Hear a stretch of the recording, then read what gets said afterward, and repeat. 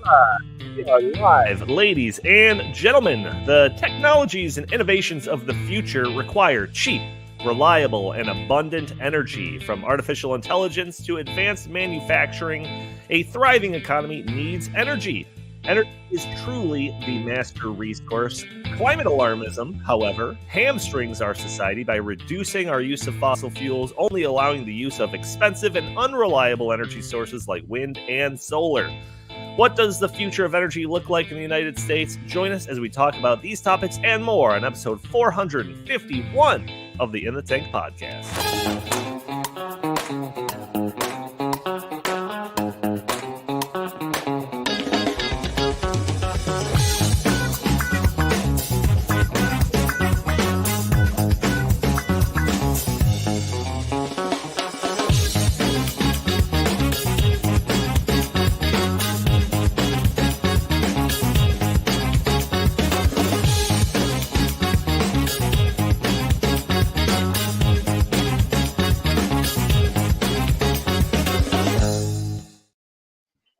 All right, welcome to the In the Tank podcast. As always, I'm your host, Donald Kendal, and joining me today, I've got Jim Lakely, VP of the Heartland Institute. How are you doing today, good sir?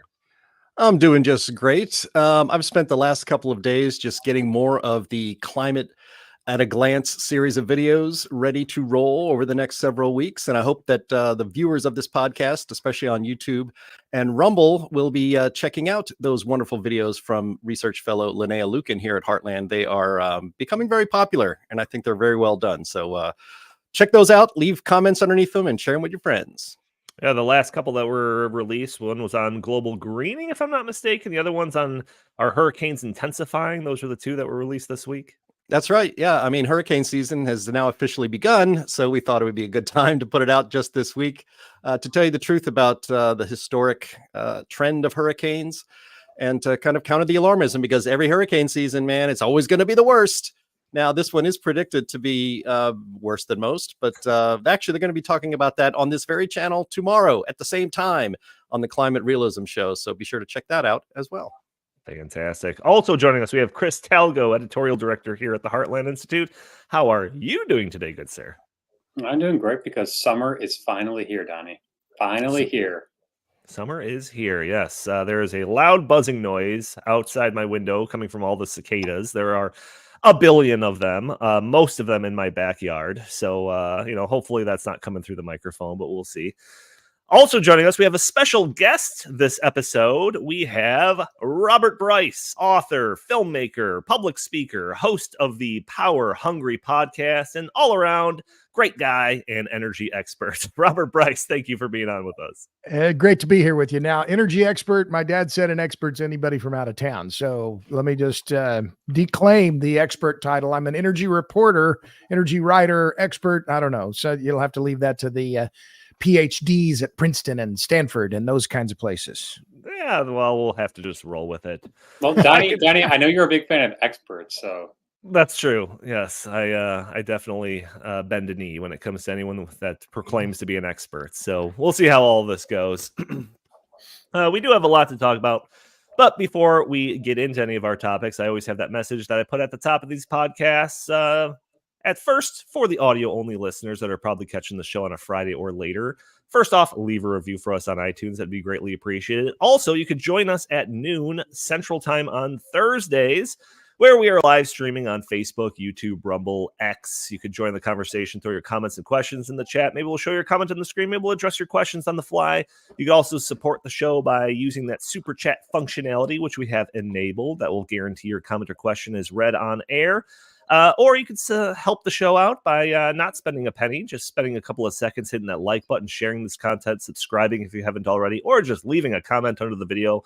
All those things help break through those big tech algorithms that prevent content like this from being shown to more people. So the topic that I want to get into today has a lot to do with the future of energy in the United States. So constant listeners of this podcast should know by now my personal interest in technological advancements, from artificial intelligence to quantum computing to advanced robotics and even nuclear fusion. And over the past few months, I've been talking on this podcast several times and outside the podcast, just constantly, about the collision course set up between the advancements in artificial intelligence and the rhetoric from climate alarmists. So on one side, you have these emerging technologies that require massive amounts of cheap, reliable energy. And on the other side, you have the climate alarmists that want to shut off sources of cheap, reliable energy. And I'm not the only one that has identified this issue. Last week, I saw an article published by Robert on his Substack titled, "The EPA's Emission Rule Will Strangle AI in Its Crib." So in this piece, Robert, you write about the advancements of the computer age and the quest for ever more computing power and the ever-increasing amounts of electricity needed to fuel this growth. I don't think we can... After reading your article, especially, I don't think we can overstate this fact. Like this is an industry that is just like looks to just drink energy. It's its lifeblood. Can you just talk about this for a little bit? Sure. Well, you're right. I mean, and in the article, I go back in time to ENIAC in the 1940s and how much power that it was really the first computer that we think of in the modern terms as a computer. And it was apparently, it used so much juice that that when they turned it on, it dimmed the lights in Philadelphia momentarily. So it was just an enormous machine. So we've gone, obviously through time now, decades later, but still all of our computing devices use enormous amounts of power. And I've been writing about this. In fact, I've looked at some of my earlier articles on this going back to the 20 years ago. In fact, 2000, local communities were warning about data centers and what impact they'd have. So these warnings about artificial intelligence and its power demand aren't new in the regard with, regarding computing and electricity needs. What is different is the scale of the demand that is being discussed. And what is key here is that the EPA's new rules, which were published in April 18th in the Federal Register, these will strangle AI in the crib. I mean, it's just on May 9th in the Federal Register, they will strangle AI in the crib. Why? Because they prohibit the use of new baseload gas generation, and they will shutter all of the coal plants in America by 2032. And coal may be declining, but 16% of all the generation in America today comes from coal. It's an enormous amount of power. So all of these things coming together are why I wrote the piece. Yeah, it's just bizarre because, we talked about this a few weeks ago. We went into this topic pretty deep, but even some of the stats and figures that you have in your piece here were kind of new to me. One of them, or a couple of them that I found particularly interesting. One was talking about Microsoft in 2023 used 23.6 terawatt hours of electricity in the year 2023. That's triple the amount that they used in 2018. Just 5 years prior to that. So in 2023, Microsoft used more electricity than the entire country of Iceland. Amazon in 2022 used nearly 57 terawatt hours of energy in that particular year, more than the entire country of Greece.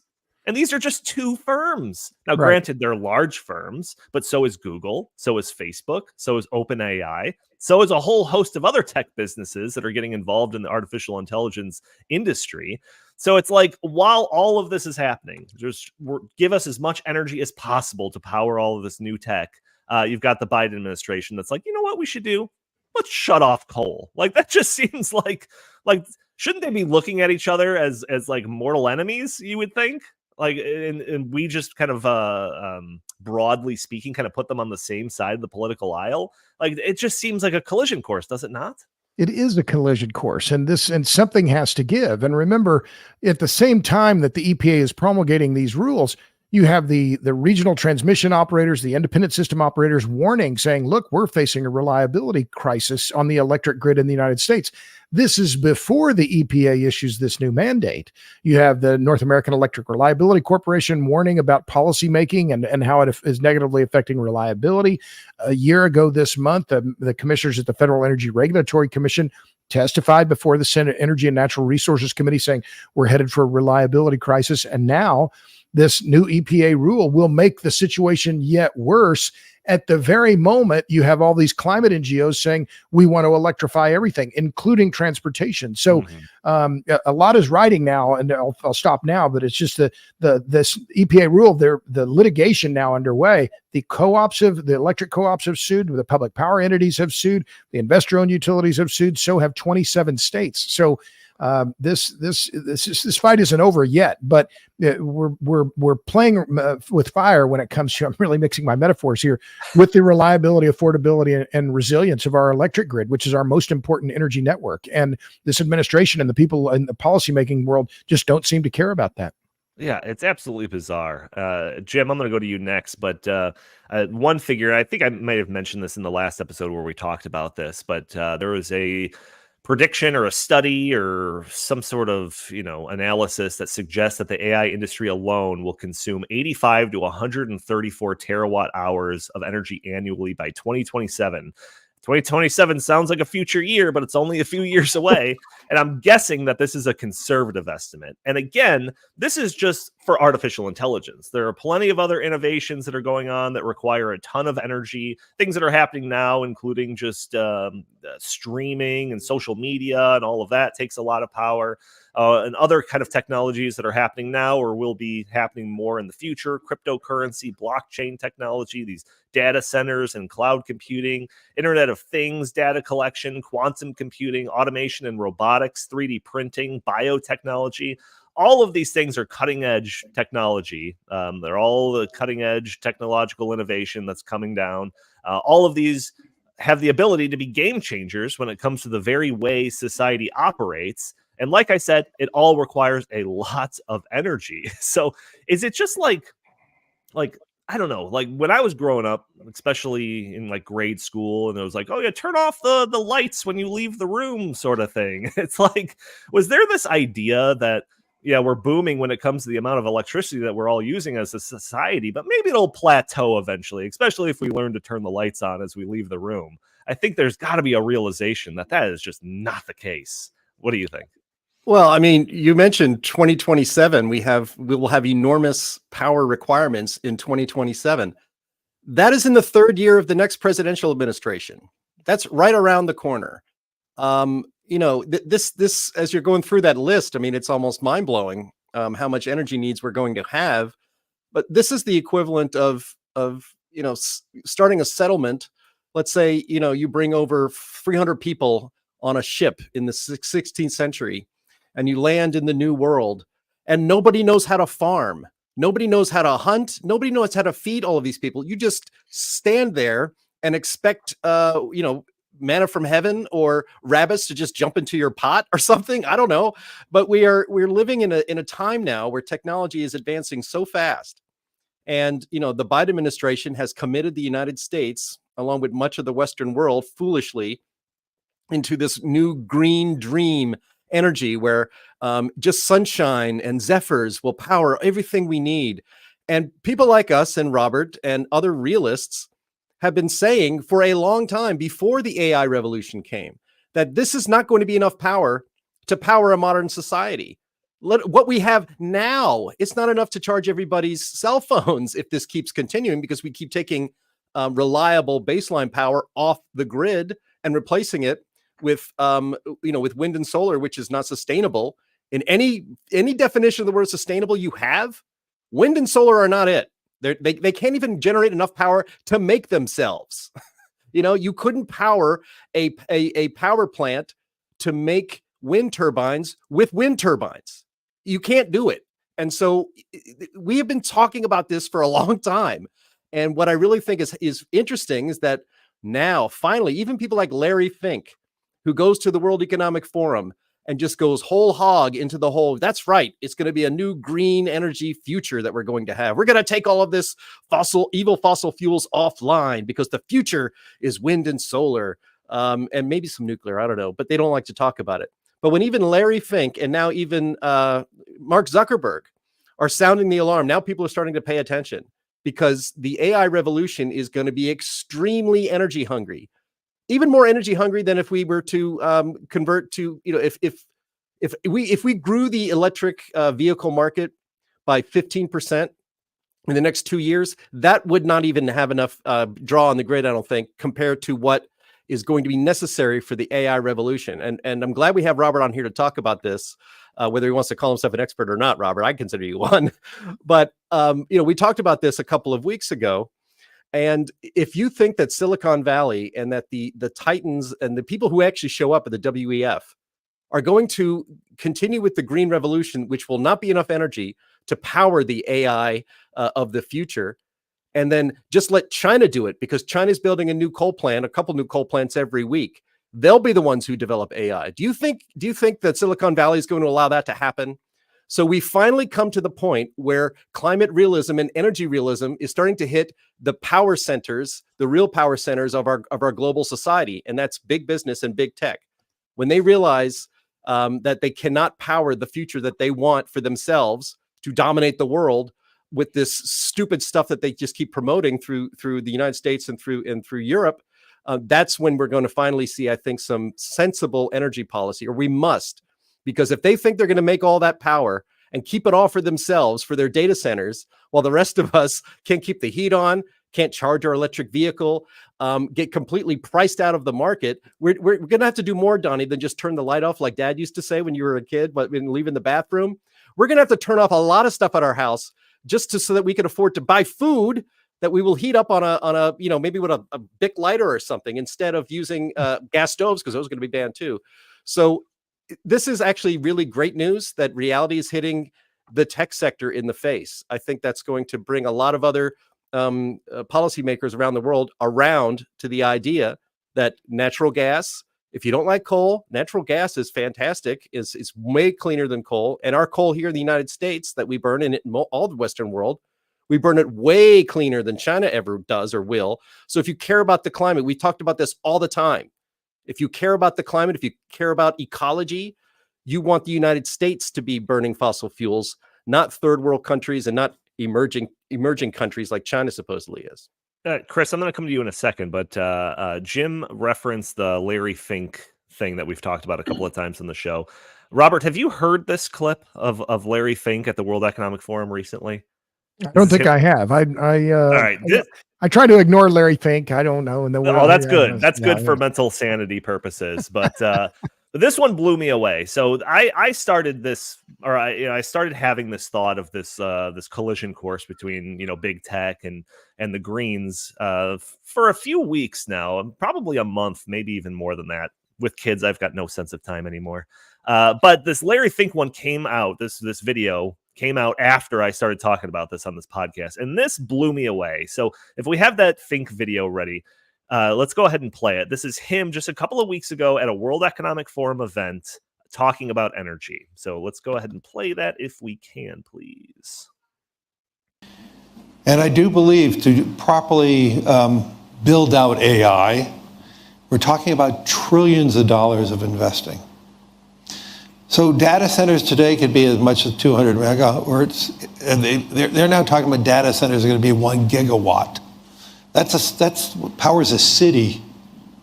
There was one tech company that I spoke to the CEO last week who said right now all their data centers is about 5 gigawatts. By 2030 they need 30 gigawatts. 30. The amount of power that's needed to use AI has huge impact on society. Yeah. Where's that power going to come from? Are we going to take it off the grid? What does it mean for elevated energy prices for everybody else? If it's that, I think it's going to represent some huge societal questions that we have not addressed. The negative side, forget about the use of it, but just the generation of it is massive power. Okay, but that is a huge investment opportunity. So that the world is going to be short power, and to power these data companies, you cannot have just this intermittent power like wind and solar. You need dispatchable power because you can't turn off and on these data centers. So he just said there again, CEO BlackRock Larry Fink at a World Economic Forum event saying that the power demands of the future cannot rely on wind and solar. I could not believe that. I couldn't believe my ears when I when I first watched that. What is your interpretation of that, Robert? Well, I mean, even Ray Charles could see this, right? There's just no way that you're going to be able to meet this kind of demand with wind and solar. And if you look at what some of the gas companies, what the other part that I talked about in my piece on AI is very clear. This could be very bullish for natural gas demand in the United States. And I wrote about robertbryce.substack.com. But that you look at the gas companies, the pipeline companies, Kinder Morgan is saying, well, we expect demand to go up by 5, 6, 8 BCF a day. Inveris, similarly bullish forecast. JP Morgan just a couple of days ago estimated demand for natural gas domestically could go up by something like 8 or 10 BCF a day. So the only way that this, and Fink is right, the only way you're going to be able to meet this incremental demand growth is going to be with baseload power. And in the United States, there's no way it will be met with anything other than natural gas. Mm-hmm. Yeah, it blew me away. I mean, we have another clip. We don't have to play this one, but Mark Zuckerberg. I try not to have more Mark Zuckerberg in my life than I need to. But Mark Zuckerberg recently on a podcast was saying essentially the same thing. Sam Altman, CEO of OpenAI, had similar comments at an event earlier this year. And what's craziest about all of this is that these big tech companies like Google and Facebook and Apple and Microsoft and others have been committed to every social justice cause, including undermining fossil fuels under the banner of fighting climate change. So, Chris, I'm going to come to you on this. How do you explain this? Is it just short-sighted virtue signaling by all these big tech companies? Was it wishful thinking that solar and wind would one day become more efficient and battery backup would be a possibility or something like that? What do you think about this? Geez, that is a wonderful question. I wish I had the answer to it, but I think this is just so emblematic of these big companies and these CEOs just jumping on whatever is the latest vogue liberal cause celeb. So a couple of years ago, during 2020, it was all about DEI, Black Lives Matter, and all that stuff, defund the police. And what did they do? They jumped on that. Before that, obviously, this has been happening for many years. It's been this green energy, climate change, climate alarmism, Green New Deal stuff. And I think back when that was first taking shape, maybe 20 years or so ago, they didn't even foresee the fact that AI is going to really require lots and lots of power, and we should be in the business of making sure that our bases are covered in terms of having the viable, reliable, dependable, affordable power that's going to be necessary to propel us into this this next era. How did they drop the ball on that? It's just mind-boggling. These are supposed to be really smart people. If they can't even foresee a couple of years into the future to say, hey, we're on the cusp of this like you said, this technological revolution. We're still in the very early years of it. Of course, it's going to require, just a huge amount of power. And no, obviously, you cannot, supply that power with wind turbines and solar panels. Give me a break. How did they not know this? It is. Right. It really makes me question, their quote unquote expertise on all issues if they can't even foresee something as basic as this. But also, I think that there's another side of this. There's the government regulation side of this, and I think you got to understand that the government, by and large, especially at the federal level, the left hand never knows what the right hand is doing. So the EPA is in their little silo, and all they care about, generally speaking, is pushing these climate alarmist regulations and policies. And that comes at the behest of everything else. But they don't care about that because they're only, they're solely focused, laser focused on just that. There is no, quote unquote, all of government approach. Joe Biden said that he's going to take an all of government approach to, racism, to all these things. There is no way that you can coordinate across the federal government. Guess what? The federal government doesn't even know how many agencies it has. We just did a study on this a couple of months ago. They are so clunky, clumsy, unaware of what's going on in real time, let alone what's going to be coming 3 or 4 years from now. Of course, this is how they are dealing with this. I mean, to me, this is par for the course, and it's just so symbolic of the government getting involved in things that it should have nothing to do with. And then these virtue signaling CEOs and these companies, one day they're saying, oh, climate change is, the boogeyman and the existential crisis, and we need to, totally transition to solar and wind power. And then the next day, oh, wait a second, actually, we're on the cusp of this huge technological breakthrough. We're going to need baseload power, that wind turbines and solar powers could never, ever, supply. How do you not know that?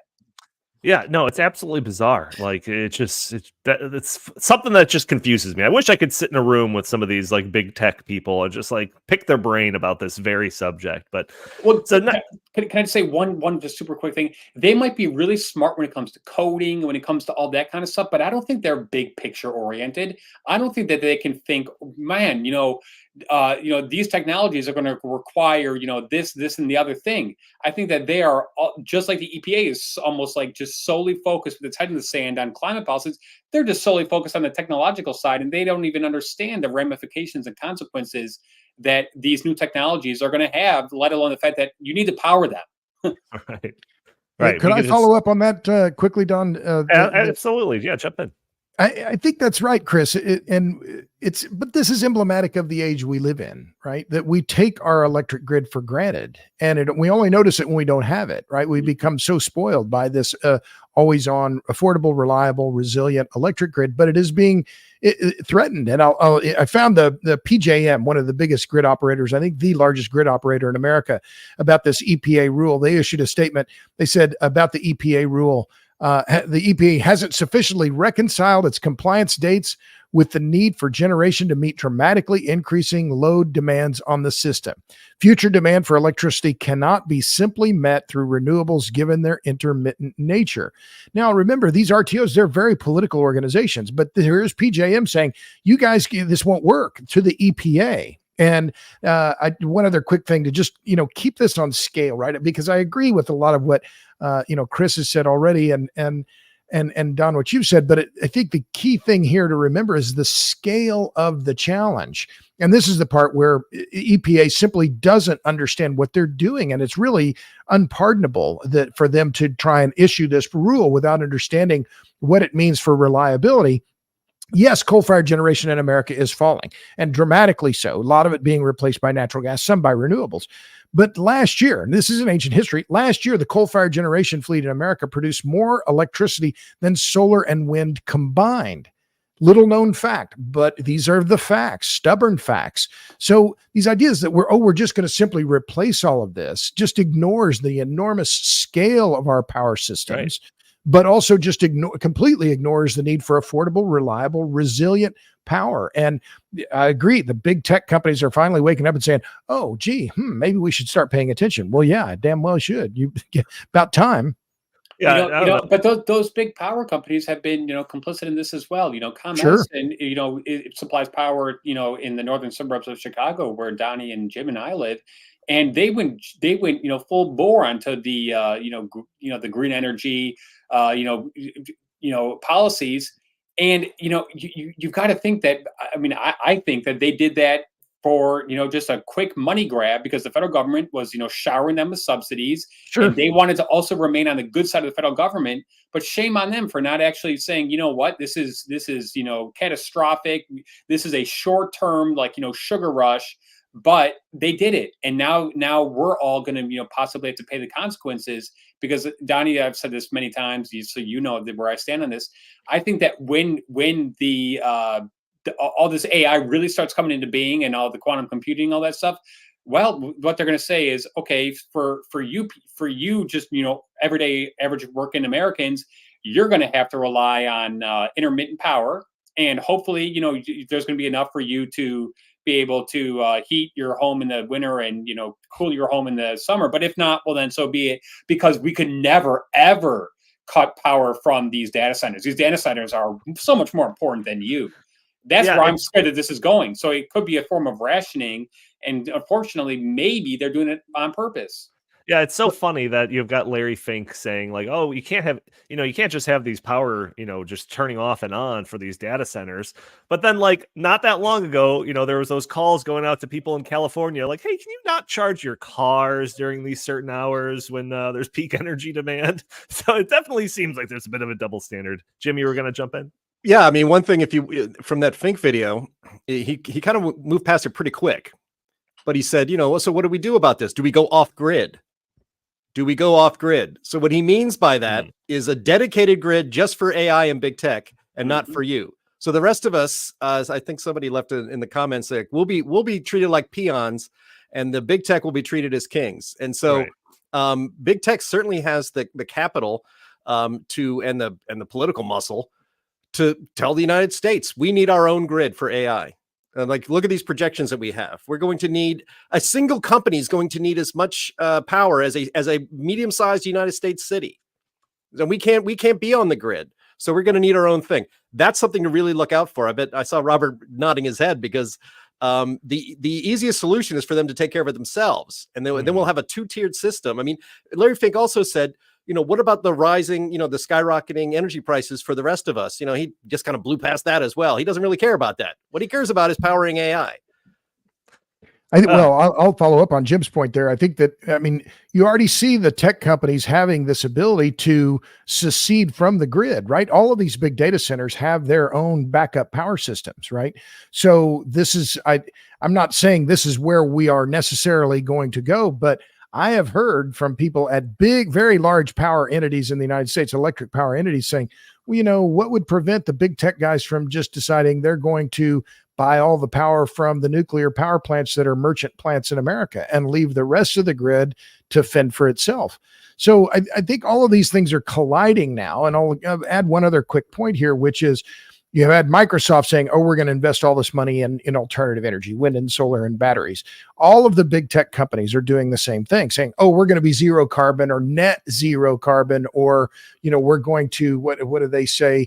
We're going to have the equivalent generation from alternative energy as we consume. Well, it's all part of this greenwashing that they've been very active in. But what does that ultimately mean for you? All live in Illinois. Illinois is one of the epicenters of the backlash against the wind and solar, the landscape destroying sprawl of wind and solar. And it's happening all across the country. And I've documented this in the renewable rejection database.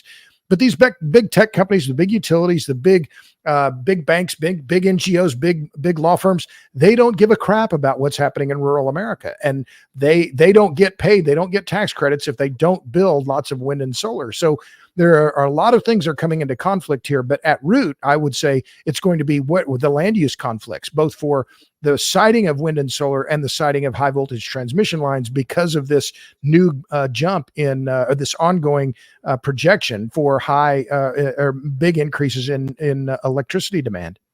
Yeah, there was a piece I was going to get to a little bit later, but I'm just going to reference it now since you're talking about the land use. This is an Atlantic piece. Keely, you don't have to bring it up. I'm going to bring it up later, I think. But in this piece, it says, according to Princeton University's new Zero America study, reaching net zero emissions with renewables alone would involve placing solar panels on land equivalent to the area of Virginia and setting up wind farms spanning the area equivalent to Arkansas, Iowa, Kansas, Missouri, Nebraska, and Oklahoma combined. It's just like an absurd statistic there. And Robert, I think it was you a long time ago, like several years ago, I read a study by you, maybe a paper you authored, something like that talks specifically about the vacant land myth. Right. I've referenced that ever since. In basically any work that I've ever done on this, I've always referenced that. But like when you're looking at just a list of states, like that vacant land myth becomes a pretty obvious thing. It's interesting. It's interesting to see that Atlantic article, because I'm not going to claim it's my work or, that they copied my work, but it appeared apparently the same day. I published that same information on my Substack and pointed out that this same Princeton study, the author of the study says that the wind footprint would be equal to 5 states, Indiana, Ohio, Kentucky, Illinois, and Tennessee combined. That's 221,000 square miles. And my piece on that was that environmentalism in this country is in fact dead, and it has been replaced by climatism and renewable energy fetishism. And so why am I so pro-nuclear? Well, small footprints. But the other part of this, the Princeton author, Jesse Jenkins, who I've been in touch with, they don't recognize the backlash. They don't, and nor does the Sierra Club or NRDC or these big environmental groups. They don't want to talk about the fact that all across rural America, rural Illinois, rural Ohio, local communities are saying, we don't want this crap. Go put it somewhere where the wind doesn't shine and the wind doesn't go, put it where the sun doesn't shine and the wind doesn't blow. We don't want it here. Yeah, my favorite vacant land myth thing was like San Bernardino County in California, which is essentially mostly just like a barren wasteland desert. And there was like a big fight against putting like a solar array out there. It's like, if you can't get solar panels put in the middle of like San Bernardino County, like you're not going to get them anywhere, essentially. The largest county by area in America, by the way, over 2,000 square miles, in a state that has a 100% clean electricity mandate by 2040, something like that. Exactly. Yeah, I used to live out there. I lived in Riverside, California for a few years, and San Bernardino was just north of it. And San Bernardino is very good, Robert. I didn't know. I thought I was the only one on the podcast who would know that San Bernardino County is the largest county in the United States, but it is mostly just uninhabitable desert. And yet, if NIMBYism is coming in San Bernardino County, try doing that try tearing up usable farmland and making solar farms and wind farms out there. Because another thing, maybe Robert can speak to this before maybe we go off to another topic, is the idea of transmission lines. So we want all of this renewable power way out in the middle of nowhere, even though San Bernardino County is pretty much the definition of the middle of nowhere, but you still have to get that power to where we live. We live in somewhere. We don't live in the middle of nowhere. And so just all of the land destruction and the amount of copper and all the raw materials you need to bring that far off green power to us so that we can use it is itself another enormous technical challenge and another NIMBYism problem. Right. Yeah, I think that same Atlantic article even talked specifically about the transmission lines, saying in some cases, transmission lines you think is just like a simple concept, but like they were saying in some cases, erecting these or getting like the approval to erect these or something like that could take like multiple years. Oh, here. Some lines have taken nearly 2 decades just to receive the full suite of approvals. Like, it's just like an absurdity. Like these things are absurdities. Well, that's also because they are an environmental, nightmare, because we're not talking about like a transition line, like, you see like, along the road there. We're talking something that's like a half-mile wide. Sure. It's just have to clear cut forests, clear cut these like pristine, habitats and then build these gigantic transmission lines. And they we're talking hundreds, if not thousands of miles. This is an environmental, disaster, and it's completely unnecessary. Yeah, Robert, you mentioned nuclear power, and I want to get to that a little bit later. But Sure. There was another piece that you wrote. I think this is even a more recent piece that you wrote, talking about China's stranglehold on alternative energy. So, like, not only do we have the Biden administration, just kind of like the environmental left, that are just like working to make our economy and society dependent on undependable energy, we're also essentially forfeiting the idea of energy independence. And I think that, like, when it comes to wind and solar, just the idea that, if expanded, you would almost think like inherently that would be enhancing the idea of energy independence, like, oh, you're just collecting wind and sun that are on our land, right? But it's not the case, because the materials needed to build those turbines and that solar, those solar panels to collect that energy, it has to come from somewhere. And currently, according to your article, China has a lot to do with that. Can you talk about this article? Sure, glad to. Okay, so one of the things, I do a lot of public speaking, and I've stressed these aren't my numbers; these are the numbers. And it's not my data; it's the data. So all of the piece that I wrote in the article you're referencing, it's called Shanghai on my Substack. Pete Buttigieg appeared on Face the Nation last Sunday, and he appeared just 10 days after the International Energy Agency released a report on critical minerals and metals. And what did that report say? It very clearly showed. Now, it doesn't come out and say this. You have to look at the graphs. You have to read the data and understand what they're saying. China controls nearly every critical supply chain when it comes to electric vehicles, batteries, wind, and solar. So for electric vehicles, it's copper, lithium, graphite, cobalt, all of these things that are critical elements that are used in electric vehicles. More importantly, they control the global market for neodymium iron boron magnets. 98%, according to the DOE, 98% of the electric vehicles now produced globally use neodymium iron boron magnets. Who controls the market for those magnets? China. Something like 90% of the global market of these magnets comes from China. The U.S. imports 75% of these magnets from China. And then you go to wind turbines, the same story with the magnets. And then we look at solar, almost 100% of the polysilicon needed for solar panels comes from China. I'm sorry, it's 96.8%. Okay, 97% of the wafers are made in China, and 79% of the polysilicon. These are IEA numbers, not my numbers. So the part that I'll stop here is this: why is this administration, why are these NGOs so dead set on making America, our most critical industries, dependent on Chinese supply chains? For the name of Jesus, Mary, and Joseph, I cannot understand why they're so committed to this. Yeah, I mean, I go ahead, Chris. Yeah, just especially because we just learned during the pandemic that China does not like to play nice in terms of trade and free trade and fair trade, especially when emergencies happen. So when we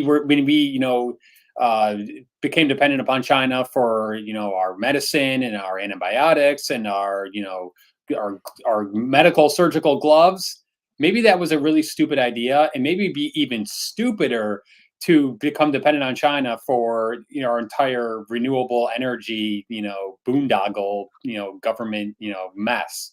Yeah, I just think that it's with so many of these things, I think it's like I can understand the layperson, your average citizen, just not knowing these facts and just kind of like rolling with it. Even when you hear some of these like tilted statistics about just like the cost of energy that's kind of produced by wind and solar. There was a story recently about like negative energy prices in Germany because they just got like so much wind or something for like a small period of time. And I could understand people looking at that and being like, okay, well, that seems like a good thing. Like, let's go full bore with that. And they're just like missing all of these facts. But you would think that like at a certain level, you mentioned the NGOs, you mentioned like the government and these whatever energy departments. It's like you would think they should know these things. Like this should be like a prerequisite before like making massive decisions when it comes to our energy grid and all of that. Like I can't forgive those people for not understanding the basics of all of this stuff. Well, I can't, if I can jump in, I can't forgive the automakers. What was Ford thinking, right? What is they lost, was it $4.7 billion on EVs last year? They're losing more money on their EVs than they're making in net profit, $65,000. So they're losing for each EV they sell. I mean, why didn't these are sophisticated companies, GM, Volkswagen, and Mercedes, they're all reporting huge declines in their EV sales. Why didn't they study the market? Why didn't they push back against these mandates? That's the part that I can't understand. I mean, Chris and Jim talked about this earlier, but I mean, there's a level of corporate responsibility here, corporate irresponsibility in terms of how they've reacted to some of these mandates. And why aren't they being more aggressive and saying, this won't work? Yeah, I mean, I won't go down an ESG rabbit hole or anything like that. That's probably good. a million podcasts that we've done on that topic already, but yeah, I mean, it does make me think that these ESG metrics, this ESG type of system is pushing these corporations to or at least incentivizing them to put more of a priority towards enhancing their ESG scores by pushing forward all of this global warming rhetoric or whatever, all that sort of stuff, and leaving behind their what was supposed to be their core job, which is fulfilling the wants and needs of their consumers. Yeah, but Danny, a lot of that's also a result of the 2008-2009 financial crisis, because the government, took control of the auto companies, the big three for a while. So I think they're still under the thumb of the government, and the big banks, same thing. The big banks, became much more consolidated, much more powerful. So I think this is, an unintended consequence, or maybe an intended consequence of that, because now these, giant corporations are in bed with the government, and they're not there to serve their customers, which is what they should be doing. Yeah, so where does this all leave us here? So I mean, obviously, let's stop shutting down fossil fuels. Check. Let's do that. Number 2, let's stop throwing money down the renewable energy, the wind and solar pit. Okay, that's number 2. Let's do that. But can we go a step further? Is it time to usher in a nuclear energy renaissance? So, Chris, you and I have been talking about this a lot lately. And after we talked on Wednesday about this, you went down a bit of a rabbit hole of research when it comes to nuclear power. A lot of this will probably be old hat to Robert, but it all resulted in you writing an op-ed on the subject that was just recently published, I think maybe today, on Town Hall. So do you want to walk us through some of your findings about nuclear energy? Well, yeah. So, the news hook for this is that the Biden administration did announce that they are putting together a bunch of policies to try to restart the nuclear industry here in the United States. So I do agree with the goal. However, I do disagree with many of his tactics. Okay, so let's just get that, like right off the bat there. And then I, just wanted to do some quick research into the, history of nuclear, especially here in the United States. And, in the early 1970s, nuclear only supplied about 2% of our energy. By 2001, it reached a peak of about 21%. Now it's down to about 18%. And that's actually, so the amount of nuclear energy generated is going down, even though the capacity of the existing nuclear power plants is going up. We've also got 54 remaining nuclear power plants. In our peak, we had 112. 25 of those 54 are scheduled to be decommissioned. So we're not building one single nuclear power plant in the United States. Across the world, I think if I remember correctly, there are 60 being built. Not one is occurring in the United States. Most are occurring in China, most are occurring in India, and some in Russia.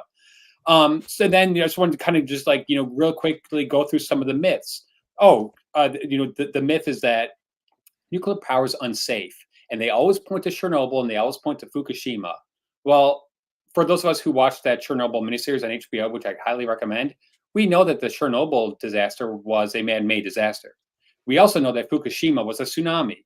So as long as we're not putting our nuclear power plants right on the edge of the ocean, we shouldn't have to worry about that. As long as we don't go back to the Soviet Union communist, ideology, pretty sure we're not going to have a Chernobyl happen here on our hands. So that is another, myth debunked. Nuclear power is reliable. It is a awesome base load power source. You don't have to turn it off and on.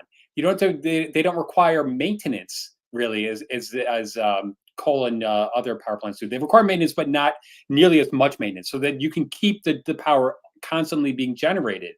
Okay. Lastly, or I shouldn't say lastly, but second to last, we talked about this a little bit earlier, but the environmental footprint. Nuclear power plants are very small. You can put them right next to population centers. So you don't have to have thousands or hundreds, of miles of transition lines, from a desert to a population center. So not only are they small in terms of their environmental footprint, but you don't have to have all the transmission line that goes along with it. Nuclear power is also the most affordable source of power. And all you got to do is look at the levelized cost of energy, which shows that nuclear power is about 33 per kilowatt and wind and solar about 90. Okay. Like you said earlier, there's a bunch of awesome innovations that could be on the horizon here with nuclear in terms of advanced small modular reactors. So there's a lot of cool technologies that could be coming down the pike. And last but not least, guess what? Most Americans, almost 60%, want more nuclear power. And when you dig into those numbers, a majority of Democrats and Republicans want more nuclear power. One of the few issues across the political spectrum these days in which Democrats, Republicans, independents all say, yeah, we want more of that. So to me, this is such a no-brainer. I can't believe that we have gone away from the nuclear power road when, 20 or 30 years ago, it seemed like that was the future. Mm-hmm. Yeah, Robert, I'm curious of your take on nuclear power, because to me it just seems like this is the kind of the logical direction that everything was headed towards when it comes to energy production. Everything was getting more efficient. Just if you go down the timeline of energy production and just human history, it's like more denser and smaller footprints, more efficient and all of that, leading towards nuclear in like the 60s and 70s. And then it just all went away. Sure. Like I have this one piece. This is the last thing I'll say, and then I'll open the floor to you. But it was in that same Atlantic article. It said half a century ago, nuclear energy seemed destined to become the power source of the future. The first commercial reactor designs were approved in the 1950s, and by the late 60s, America was pumping them out at a fraction of what the cost is today. In 1970, the Atomic Energy Commission predicted that more than 1,000 reactors would be operating in the United States by the year 2000. And what did you say, Chris? There's like 50 or something like that. Like we're pretty short of the 54 currently, but we got about 10% of the way there. We peaked at, I think, 112. Right. So I don't know, Robert, just take Sure. it from there, wherever you want to go with this Sure. topic. Well, I've been saying the same thing now for more than 15 years. If we're serious about reducing emissions, end to end is the way to go. Natural gas to nuclear. This is the obvious pathway. Why? Because both sources are low or no carbon. They're abundant. The technologies are well developed, and they can be scaled. And wind and solar can't because of the massive amount of land that's required. So I'm bullish on nuclear over the long term, but I have to say I'm fairly bearish in the near term, at least here in the United States. And why is that? Well, one, because we've got low natural gas prices today. I haven't looked at Henry Hub today. It's $2.50, $2.60 per million BTUs. That's cheap. So where will the nuclear renaissance happen first? Well, clearly China is leading the world. They're building more new nuclear plants than any other country. But that said, they're building roughly 6 times more coal-fired capacity today than they're building new nuclear. The same is true in India. They're building a lot of new nuclear reactors, and I think that's great. But the amount of coal-fired capacity they're building is about 5 times more, and I wrote about this on my Substack as well, than the amount of nuclear that they're building. We need to flip those, right? That's the ideal if we're serious about reducing emissions. But here in the U.S., there are a lot of things that are going to inhibit the growth of new nuclear. One is the low price of natural gas, and then we have to also call out these NGOs. I call them out all the time because I what they have done by opposing nuclear power in this country, I think is unpardonable. And that's the Sierra Club, the Natural Resources Defense Council, Riverkeeper, and a host of others, Greenpeace. If they're serious about reducing emissions, if they really are concerned about catastrophic climate change, they should be full-throated in support of nuclear power, and they aren't. And I think that's just, I'm sorry, it's just unforgivable. They're not environmental groups. They are not. They're climate activist groups, and they've completely lost their way. And so I'm bullish on nuclear over the long term, but we're going to see the renaissance happen first in Canada, then in Eastern Europe. It's already underway in China and India, but we're going to need a lot more momentum here in the U.S. for us to build significant quantities of new nuclear in anything like the near term. Oh man, there was you brought up Sierra Club, and that just like jogged a memory from several years ago. I remember I looked up on their website to see like what their stance was on nuclear power, and they had some like crazy. I'm gonna have to find it when Jim's talking or something, but they had some like crazy thing that I quoted from them that was saying that they were against nuclear power because it could lead to a future of like too much energy or something like that. There was some like crazy language in there that I just thought was so anti-human. I'm gonna have to find it when we're talking about when somebody else is talking. But Robert, what do you think about like small modular reactors? That's something that has been kind of deemed like a new Sure. technology. Some of the advocates of it talk about it as just like it's almost like a safer version of nuclear, even if you were still kind of fretting about your kind of typical nuclear power plants. There was a podcast that I was listening to is like Jordan Peterson was talking to a guy from some firm that's specializing right now in creating small modular reactors. And in it, he talks about how like they're virtually impossible to melt down. You can scale them up if you just like basically stack them wherever you need that. You could put them on like a semi truck and just drive them to a place like that sort of thing.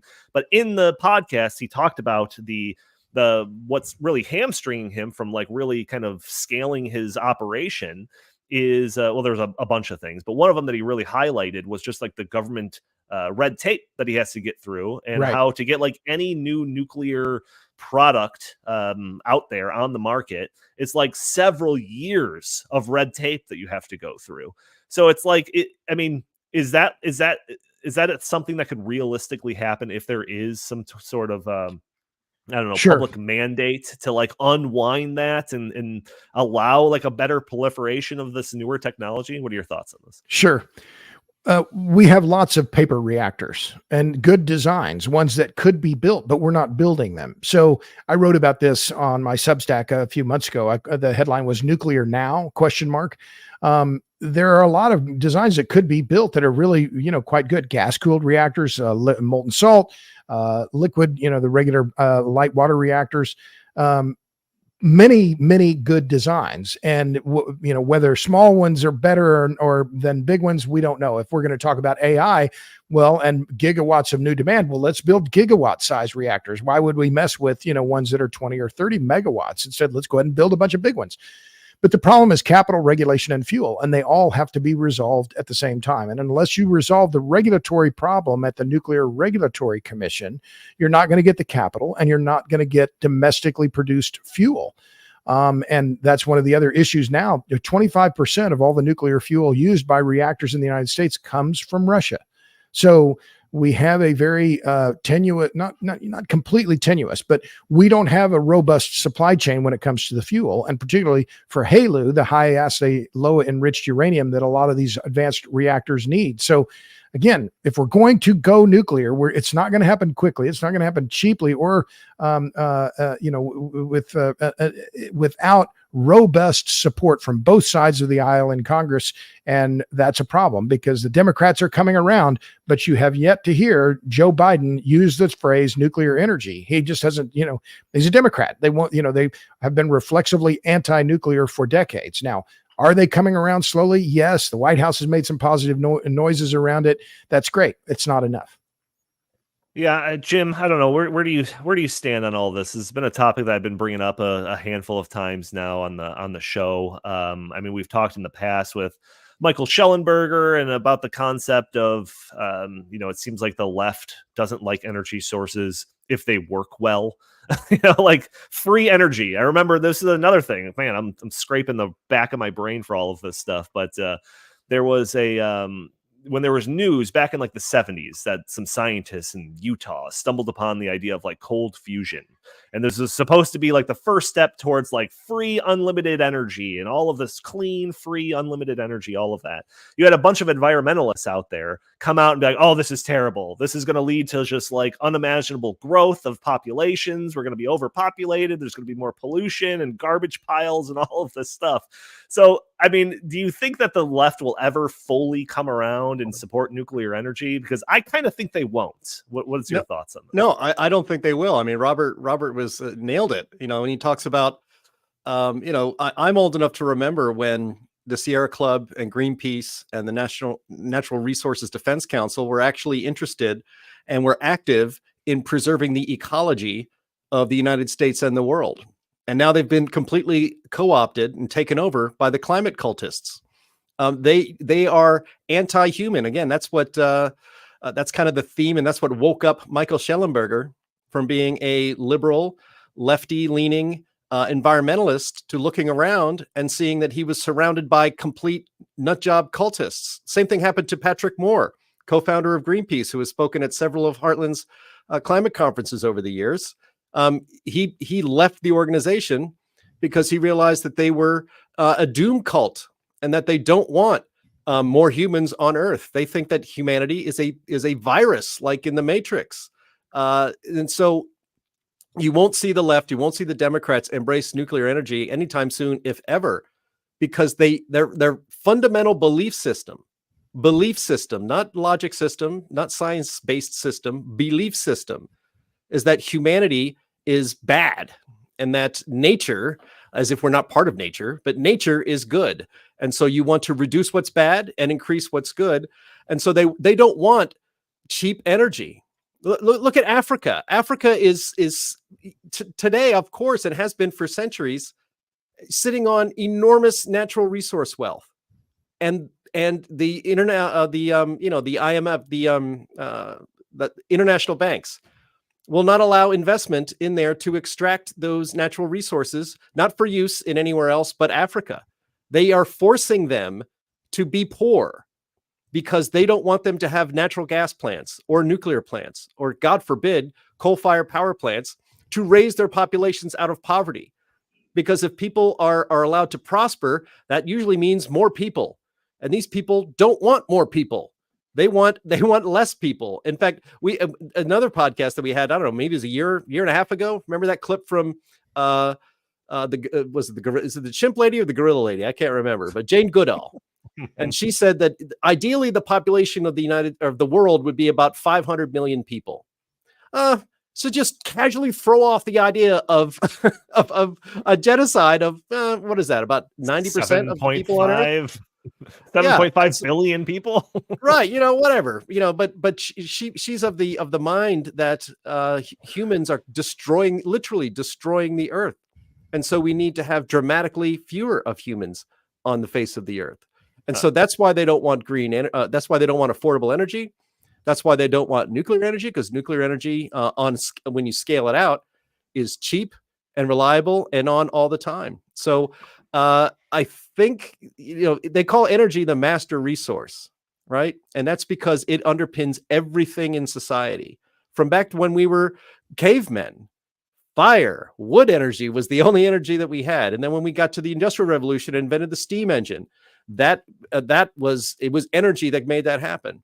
And so as long as, taking us back to the beginning of the podcast, as we're getting here near the end, and that Larry Fink video and AI empowering the AI revolution, we now have, globalist leaders who are more concerned about powering artificial intelligence than powering humanity and powering our societies so that we can become personally more intelligent and that we can prosper. They seem more concerned about the technological prosperity of our future than the human prosperity of our future. And until that gets flipped around, we're going to be in some trouble. All right. So I found wait, Chris, wait. I found the quote. I've been looking for this. I found it. This is even more perfect than I remember it being. But it says the Sierra Club opposes the licensing, construction, and operation of new nuclear reactors pending development of adequate national and global policies to curb energy overuse and unnecessary economic growth. Unnecessary economic growth. I mean, that is just like, that's just seriously, that's anti-human. Sorry, go ahead, Chris. No, that's a great segue for what I was going to say, because this is all about control, and unfettered power is probably going to lead to unfettered prosperity. Unfettered prosperity means that the people are no longer dependent on the government and the people who want to control them. If you actually have energy rationing, which is what I do think is going to happen sooner or later, that is the ultimate form of control. So they don't want you to have a gasoline-powered car because that gives you the freedom to basically go anywhere whenever you want. They want you to have an electric car because not only can they have a kill switch, but they can also just tell you, hey, sorry, too bad, you can't charge your electric car. Looks like you're not going anywhere for the time being. This is to me, this is about control. And energy, like Jim said, is a master resource. That is absolutely true. It underpins all economic activity. So if you control or if you ration the amount of energy available to people, not the big companies, but just the people, you're going to be very, very more able to control them. And that's what I think this is all about. That's why Larry Fink does not seem concerned about, oh no, we need to make sure that the people have, he's not saying we need to make sure that people have baseload energy. He's saying we need to make sure that AI does. And I also think he wants to do that because AI is another way that they can control people. Yeah. Okay. So we are largely past time here, but Robert, I'm going to give you final words on anything that we've talked about so far here. Sure. And so I'll end it this way, because I can take some of the things that Chris says there and I can nod my head, but I see this more through not as a political lens, but a class lens, and nearly every part of this decarbonization agenda, whether it's electric vehicles, banning gas stoves, requiring heat pumps, et cetera. It's about class, and all of this decarbonization, all of the decarbonization efforts hurt the poor and the middle class. And that's what concerns me more than the political divide in America. It's the class divide. And when I look at all of this policy that's being promulgated and being pushed by elite academics, the NGOs, the big business, big banks, big corporations, big law firms, all of it screws the poor and the middle class. And that is what motivates me to keep doing what I'm doing, because, I think these people are being underrepresented in American politics. Their voices aren't being heard, and they're the ones that are getting screwed here. You're completely right. I completely agree with you, because they don't have the political clout to wield to Sure. get policies, that they want. But, the big techs and the big banks and such, of course they do. So the rules don't apply to them, but they apply to the rest of us.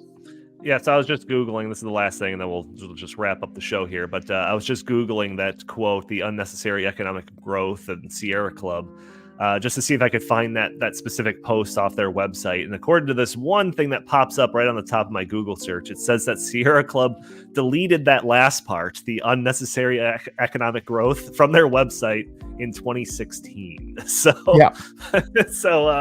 So yeah, I don't know if we're having a little bit of an impact when it comes to their worldview, or they're just doing a better job hiding it. I'm not really sure on that one, but it's a fascinating topic. It's one that I find just incredibly important. I mean, we've already talked about energy is the idea that it's the master resource. It's something that your average person doesn't really take the time to understand, and the idea of just massively overhauling our energy system by shutting down the energy that works and just propping up the stuff that you want to work, like, that has some dire consequences. And I think that we need to talk about it more and more. But that's gonna do it. Any last words? Any stuff anyone wants to get off their chest before we wrap it up? Just wait till those young millennials can't charge their iPhone. Oh, they are going to go ballistic, and it'll be a revolution. So at least we got that to look forward to.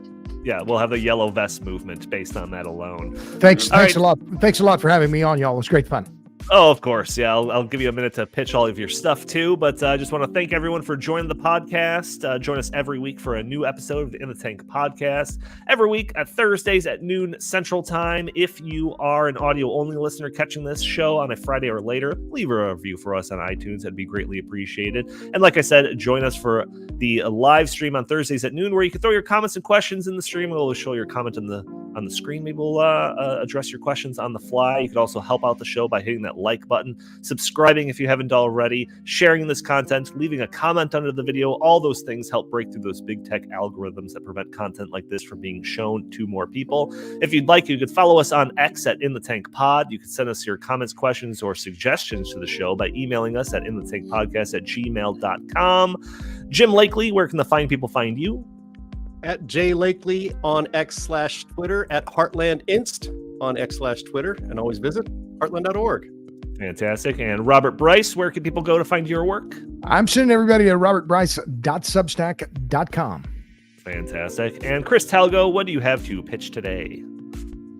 Heartland.org.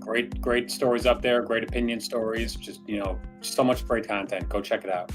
Fantastic. Thank you all for tuning in, and we will talk to you next week.